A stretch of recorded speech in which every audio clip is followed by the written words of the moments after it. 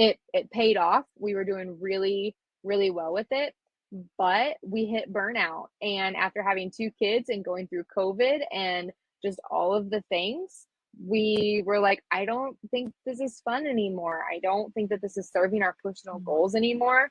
We need a change. And we could have gone a bunch of different routes, but our decision was to sell it all and then figure out what we wanted to do.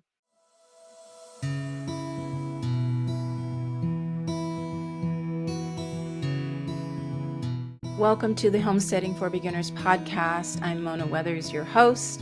You are here most likely because you want to learn about homesteading and how to do it in a way that is healthy for you, your family, and your community. So I welcome you here. If you're a returning listener or a viewer, welcome back. I wanted to set up this interview because I was having some technical difficulty. If you are watching on the YouTube channel, you will see that my video and audio are poor. If you're listening on the podcast, the audio is, not so good on my side. On the guest side, Olivia, her audio and video are great. But this was actually the second time we recorded this interview, so I didn't want to ask her again. So I just pushed through it. So I hope you can push through it and get what I'm saying throughout and understand everything. If you are new here, please consider subscribing to the YouTube channel or following on your favorite podcast player, the Homesteading for Beginners podcast. I would truly appreciate that. If you also can like this video, if you're watching the video, and share it with a friend, share it with someone who is interested in homesteading and wants to get off on the right foot. Okay, this is a great interview. It's about pivoting, and I really think you will enjoy it. Today, we are speaking with Olivia Shantrup, and she is with Breaking New Roots YouTube channel. And we're going to be talking about her pivot story, her homesteading pivot story. It's really interesting, and you will want to listen to the whole thing. But first, I want to tell you where we met, because that's what I do. I do this with every person that I have on the podcast, or I have been anyway, because I want you as a listener or a watcher, whatever way you're watching or listening to this podcast, to see how easy it is to make connections with people and how beneficial it is to make connections with people, because you learn different ways people do things. You learn, a lot of things when you make connections. So as homesteaders, we really need to dive into this more and more, which is community building. And so I reached out to Olivia because I saw her one of her YouTube videos, and I think it was called something like "Why We Quit," and we'll talk about more about that later. But Olivia, the content that she's creating on there is just amazing. She's interviewing people. Anyway, Olivia, thank you for being here. Absolutely. Thanks, Mona. Yeah, it was really cool how we met. And I teased too that, when we were growing up as kids, my parents at least said, don't meet strangers on the internet, don't talk to strangers on the internet. And that's literally what I'm making a living doing now, is meeting strangers on the internet and going to their house. So it's just kind of funny how things have changed, and how fun it is too, that you get to meet people you never would have met or heard from before. So it's fun. Yeah, that's really funny, because a lot of people actually have met and married through the internet now. It used to be such a foreign thing, but it's very common nowadays. Yeah, yeah. So Olivia and her family had a fully functioning farm to table business that they ended up selling and moving into a camper trailer. So we're going to learn more about your story, but first I want to introduce you, like, basically to the audience, and just let us know, like, how you got started homesteading, and just some of the beginning stories, or beginning of your journey. Yeah, absolutely. So I don't think I would have really called us a homestead to begin with. We were more of a farmstead because we were direct to consumer. We tried to put a garden out almost every year, but almost every year it was way too overwhelming, and we had other things to worry about. So we weren't really a homestead. And I say now in the future, if we would have started out more as a homestead and not trying to make it a forward business, we would be in a different position than where we are now. But that's okay. Things happen the way that they happen. So I am a sixth generation farmer from East Central Indiana. I met Paul while I was at Purdue studying animal sciences. And I said, farming's not negotiable. So he came to my parents' house for the summer, learned farming, and he was like, yeah, this is great. I want to do this. So we found our slice. It was hard to find a property where we were looking, but we found a property that we were interested in and we bought it. It was 5 acres. It was really only like 3.5 acres of pasture. It had 3 barns on it, a nice house. So we settled down there, and after working on my dad's farm to table business, we kind of took what we were already doing for my dad and just moved locations. So we started with chickens, and then we got into the cattle, and then got into pigs. So in 6 years, we were selling cows, pigs, and chickens, all direct to consumer, either at the farmer's market or off farm. And we were doing really good with it. And our pasture management was amazing. We were finishing 13 cows, 12 hogs, and 1,300 chickens every year on just that like 3.5 acres of pasture. So it paid off. We were doing really, really well with it, but we hit burnout. And after having 2 kids and going through COVID and just all of the things, we were like, I don't think this is fun anymore. I don't think that this is serving our personal goals anymore. We need a change. And we could have gone a bunch of different routes, but our decision was to sell it all and then figure out what we wanted to do. So we bought a camper. We hung out at a friend's farm for a little while, thought we wanted to buy a couple properties in North Carolina, tried that, they fell through. And we said, what are we really doing? And we'd had our YouTube channel originally for our farm, just sharing our farming journey. And we didn't really want to give up the YouTube thing because we really enjoy storytelling.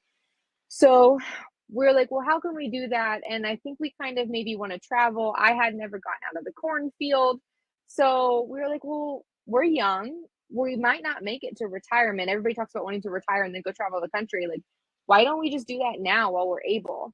So we took our savings and changed around our YouTube channel a little bit and hit the road in December of 23. And we have officially made it through the East Coast. We are in Vermont right now. And we will be headed back towards Indiana in a few weeks or so. And then we're going to be working to go out west. So we are, doing so much. We're meeting so many farms. Oh, I guess I didn't really put that part into it. We want to take our YouTube channel with us, and we wanted to tell the small farmer story. And so now we are visiting small farms and sharing their story to our audience. But really, what we didn't anticipate is how much we would be learning from our travels. So the things that we have learned from the farms that we have visited it's uncountable. I can't count how many things we really have learned. And we will have a farm again one day. It will be more like a homestead. I don't really know if we'll get into direct sales again, but we definitely will settle down again one day. So that's where we are right now. That's awesome. I talk about pivoting. I have an episode. I can't remember what number it is, but I'll include it in the description. But about pivoting or pressing on, and I feel like you guys have done such a good job of pivoting, but not quitting. Like you're not quitting. You're continuing on with your education. You're learning so much. You're growing your network of people that you know now, and that always helps, especially when you want to take business, if you want to do any sort of business from this or even YouTube channel, then you have all these people that you can connect with, so that's awesome. Yeah, the name of the episode that I watched was Why We Quit Farming, and you did mention in there that you should have started maybe with a homestead, but you did a farmstead instead. But this is all part of life, right? We all kind of have to do some of those things that we look back on and go, well, we could have done that differently. So I just applaud you guys though for just making the best of this situation on your homestead. You said you raised chickens and pigs. Did you say Cows and cattle? pigs. Hmm. Yeah. Okay. So that's awesome. Yeah. And your gardening was because you just didn't have time, or like you didn't do the garden Yeah. because you didn't have time for your own family? Yeah, we were so focused on putting orders together, going to the farmers markets, making sure that everybody was fed and watered and healthy, especially in the summertime. Like when gardens get overwhelming, that's also when nobody wants to be outside.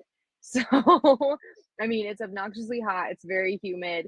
And after being up when the sun came up to feed and water the animals, honestly, the last thing I want to do is go spend a couple hours in a garden weeding it.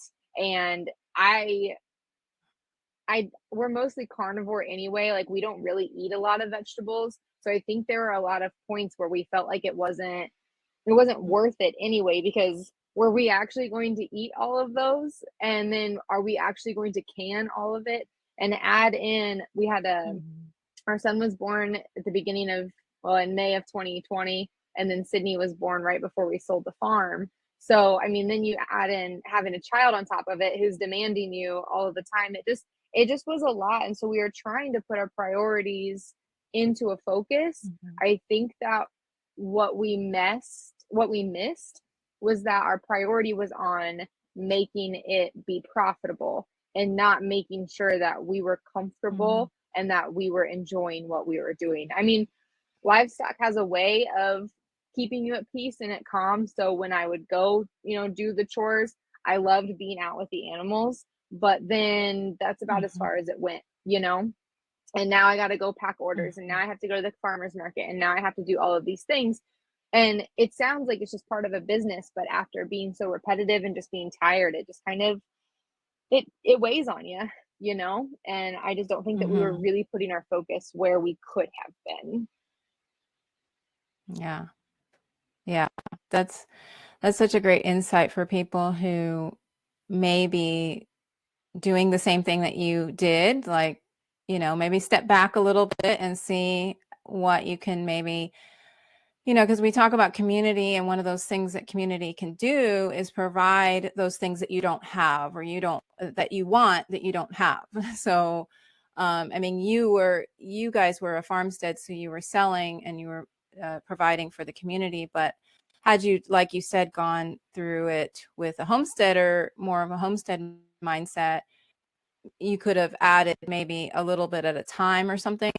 Yeah. I mean, it's love that you guys figured it out before it completely ruined you or made you want to quit, Mhm. Um, I just think that's very good to a realization early on. I think that you two talk about pivoting and changing, and that like we didn't really quit. Like, yes, we made that video like why we quit farming. But you're right. Like farming is in us. We're going to go back to it. And a lot of people get caught up on, well, I can't sell it. I can't quit. We had when we did quit, we had a lot of pushback that people were upset with us for quitting or for selling the farm. And they'd say, well, farmers don't quit. That's kind of the whole point. And my reaction is, well, then no wonder nobody wants to do it because everybody who's doing it is Mhm. miserable. And I don't mean that everybody is, but if you Mhm. feel like you aren't able to change or pivot or do something different with what you have, you're gonna be miserable. And so you have Mhm. to focus on what you like and what you want your priority to be, what makes you happy before you even counter money into it. Yeah, exactly. Yeah, in my opinion, a pivot can almost look like a dead stop, but in your mind, it's not a dead stop, and you can just keep going from where from that place. You can just keep going forward. Like it's Mhm. all mindset, really. Just like with homesteading, there's a few years that we were moving from California to Georgia, and I was still a homesteader through all of those or actually it was like a year or two, or a year and a half or 2 years, where I wasn't actually doing the homesteading thing, but I didn't stop being a homesteader. I was researching trying, finding homes for a new home for us to get into so that we could homestead. I was still educating myself through books and learning YouTube and whatever. And I didn't stop being a homesteader. So you haven't stopped your journey. You're just in a pivot. And Yeah. yeah, I love that. So so you are currently in Vermont, but where do you call like actual home? Where is home to you? Our mailing address is in Indiana, but we will probably end up settling down somewhere in the North Carolina-ish area is our thought. Okay. Well, we'll be kind of closer, but Yeah. you're headed west, which is where I'm from. We are from California, so you are headed in the direction where we came from. And there's a lot of great, what you'll notice the most is how dry it is over there. So dry compared to here. We are still we are still blinded by the greenery here. Like we look around and there's so much green, but it's wonderful. But we do miss things about the high desert because we were in the high desert, and there's just certain things that are like cool evenings in the summer. That's a beautiful thing. They don't have those here. It just seems to get hotter. but there it's such a nice, like, you really want to sit out wherever you go, sit out in the cool evening because they're just beautiful times. You mentioned one of the unexpected, or one of the things, the benefits of doing this traveling was that you're learning from other people and learning a lot of things. Are there any other unexpected like benefits of this traveling journey that you're on right now? Yeah, so we knew that, and we still know that we don't really want to stay in Indiana, and we genuinely love being in the mountains, which we've been in the mountains for like 4 months now, and we're about to go out west. So I'm a little worried about, or not even west, but just like Midwest, right? Like we're heading to Texas for the winter. So I'm a little nervous about how we're gonna fare when we don't have a mountain to look at.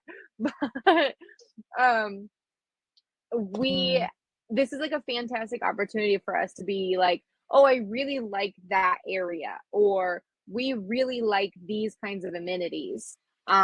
Since we've been, let's see, we went from North Carolina to Virginia to Connecticut to New York, and now we're in Vermont, and we haven't had a Chick-fil-A for like 3 months, and we're a little upset about that. I'm not gonna lie.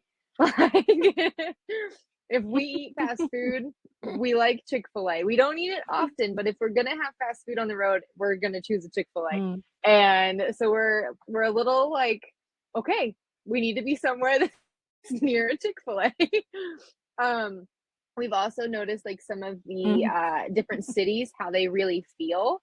Um, if we like that kind of feel, if we don't, what we've noticed is the further up here, like the further north we get on the east side. I mean, I'm from a rural area, but I didn't realize how good we had it when it came to like zoos and museums and parks. I mean, those things are everywhere where we're at in Indiana. I mean, we could drive 2 or 3 hours and get like a handful of different zoos, a handful of different museums, a billion parks for kids.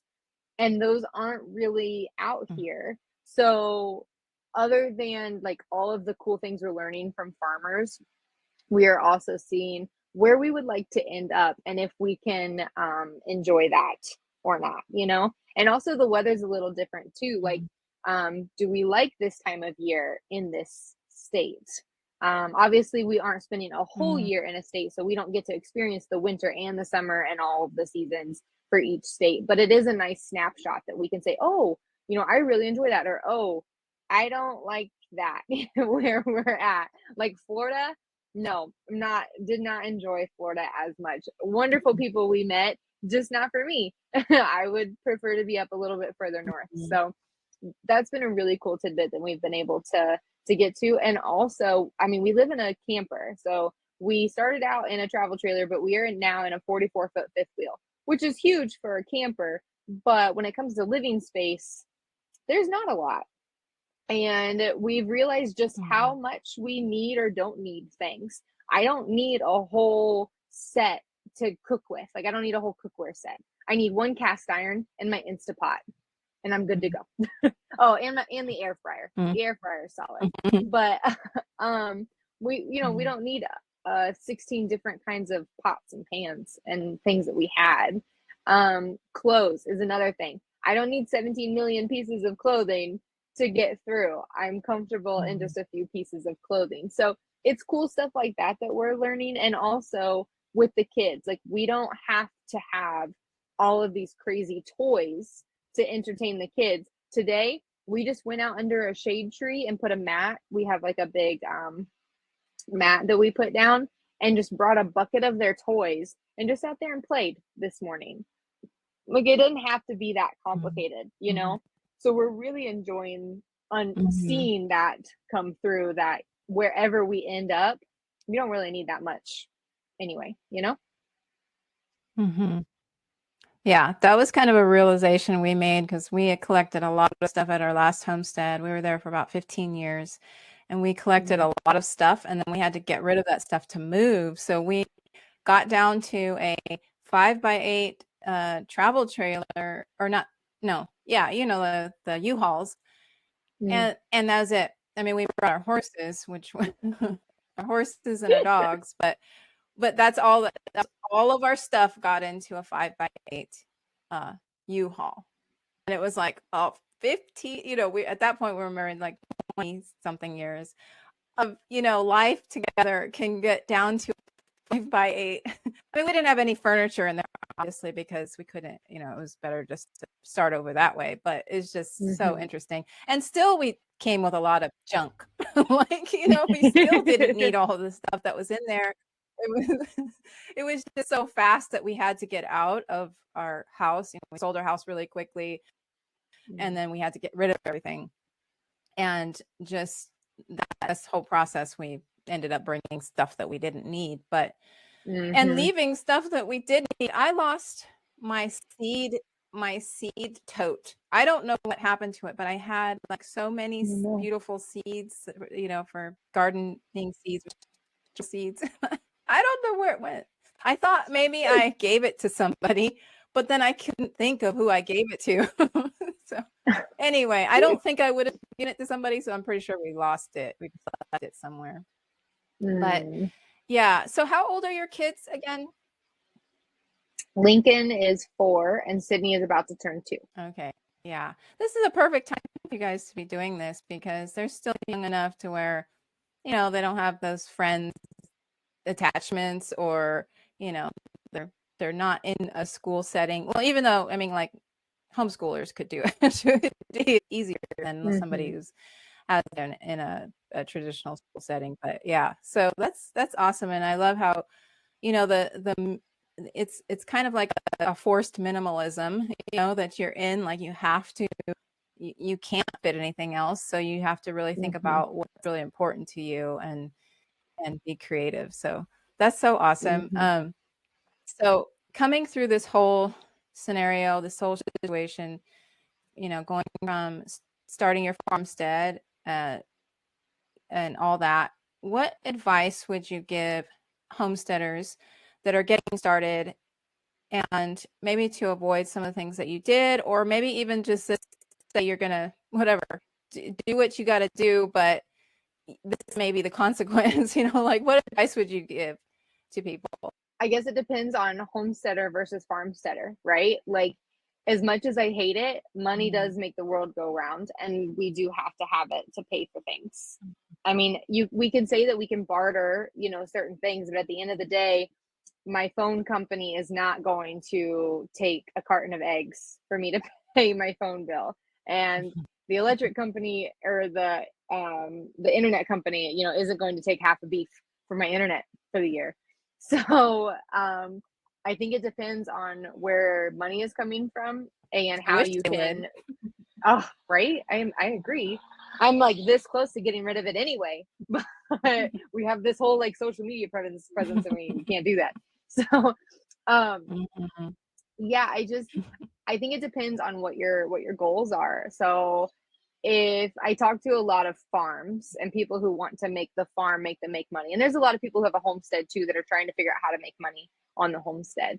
And what I have learned, I did not know this or realize this while I was farming, but what I have learned since is that you have to start small. If you jump into it thinking that you're going to make a multi-million-dollar business in just a few years, I don't mean this mean, but you're going to end up falling on your face. And that's not a definitive answer. Of course, there are people out there who can do it and who are doing it, and that's great. I'm so glad for them. But most of the time, myself included, we jumped. I mean, we went from raising 4 beef a year to 16 beef a year because we saw the market demand for it. We should not have quadrupled our production. We just shouldn't have. That created a lot more headaches. The math made sense on paper, but it did not make sense on pasture. So if you're just starting out, my solid advice is to just do what you want to do for yourself. If you want to grow tomatoes because you love eating tomatoes and you absolutely want 1 million of them, grow all of the tomatoes that you can. And that's great. If you want to have beef, then do that. And you're probably going to be, I almost guarantee you're going to be doing this thing before you're able to do it full time. You're still going to have an off farm job. You're still going to have money coming in from somewhere to pay the bills that you need to pay. And that's okay. I think myself included, I'm speaking to myself. When I say you or we, I'm including myself into this. I think that we get so caught up in making the farm make our 100% income that we're putting too much pressure on too many variables, and it's just not sustainable. So like I've had people who say, oh, I have the farm because it's my hobby and I love doing it, but I have to work this corporate job because that's where I get their money. And I couldn't ever understand how that would work. How can you love farming but you can't make it make money? Sometimes you can't, and that's okay, but it fills your soul, and that's great. So I've just been trying to encourage people to do what you really want to do first and foremost, and then gaining that experience and understanding the ups and downs and the ebbs and flows. And I don't mean over like a 2 or 3 year period. I mean, this gradual increase happens over like 10 years. The farms that I'm seeing that are at these huge scales that have these enormous amounts of success and are having like $1 million gross income on their farm, it took them a long time to get to that point. Farming is not an equation. I said this in an email earlier, right before we hopped on, to somebody who's asking for advice. And I said, farming is not an equation that can be hacked or a manufacturing system that can be broken down into its processes. It's just its own breed, its own world. And you have to be in that world for a long time before you can really put it at that kind of scale. And I think that seeing those farms can make a lot of people get really excited, like, oh, I can have that. I want that. I want $1 million farm business. But they forget that it took that farmer 10 or 15 years to get there and going through a bunch of learning themselves. So my number one advice to wrap it up is just start really small and do what you want. I really want a dairy cow. I love cattle. I love raw milk. So whenever we settle, whenever, wherever, however it is, the first thing we're going to get is a dairy cow. And we're going to focus on the dairy cow. And then we'll figure out everything else. So just come at it with that mindset that it's okay to go slow. And every day is still full of many things to learn. Yeah. That was really good advice. I absolutely love what you shared. And, you know, the thing about homesteading, the modern homesteading, is that this is a choice for most of us. It's not a necessity at this point. It's not like 100 years ago. It is a choice. So why not design homestead the way we want it to, be for our life? Like I'm saying, choose the things that you love, that you want, the dairy cow, and then build the life that you want. And also to speak to the income part of it, I think a lot of people are, like, I love everything you said, but I also think people don't realize that you need multiple sources of income. Like the one job, even just the way that, even if farming was not even part of it, like the one job just doesn't cut it anymore. You have to have multiple sources of income. It's like a new whatever, like it's just a necessity these days. I think most families, most people need a few sources of income. And one of those may be farming or whatever you have for your farm. One may be that you have to work outside the farm. So I have this like framework where it's on homestead, off homestead, and online income. And if you put those three together, and they are not separate in that they are three different jobs, they are actually connected, because your skills and talents can also be monetized. What you know how to do and teach someone else monetize. But anyway, all that to say is that, people just, we kind of have to start thinking outside the box. Like we're still stuck in this way of thinking of like how to make money, or, like you said, jumping into too deeply with too much, and then realizing that you have no life outside of that. I mean, there's going to be it's going to be really hard to be like balance it all. Like there's never going to be like full balance, and maybe that's an area that we are lying to ourselves about. Like there's just going to be this perfect balance. Like we're going to have this perfect balance. It's really going to be offset. It's going to be, sometimes you're going to have highs and sometimes you're going to have lows. And anyway, I'm kind of rambling now, but thank you so much for that advice. I know people will appreciate that. And coming from someone who has decided to keep the dream alive and keep your homesteading dream alive and keep going. I love that you're sharing it with other people as well, like with your YouTube channel. I love that you're sharing that. So how can the listeners learn more about you? I mentioned the name of the YouTube channel, but give us all the details on how they can find you. Yeah, we are Breaking New Roots on YouTube. We also have an Instagram where I'm trying to do a little bit of the behind the scenes. I'll be honest, sometimes my brain doesn't always do it very well, but I am trying to do a little bit extra, just maybe at some things at the farm that didn't make it onto the camera, or maybe it's me and the kids and Paul going paddleboarding or something, or going on a hike or something like that. So it's breaking_new_roots on Instagram, and that's it for now. Oh, I guess we do have a Patreon. We have had a couple people say that they want to support us in an additional way, and we open that up. It's a non-obligation thing, but if there's people who want to support what we're doing and how we're doing it, that's another way to do that. But mostly it's just YouTube. Watch, like, comment, share, do all the things to just keep our story going, so that we can go out west, and we can our goal is to finish all of the 48 here, maybe send them in Canada if we can get our passports done. That was something that we didn't think about when we were in New York and here in Vermont, but here we are. That's okay. We're staying in the States. So anyway, we want to make it to all of the states if we can, and see just absolutely as many farms as possible, and then we'll go settle down. That's awesome.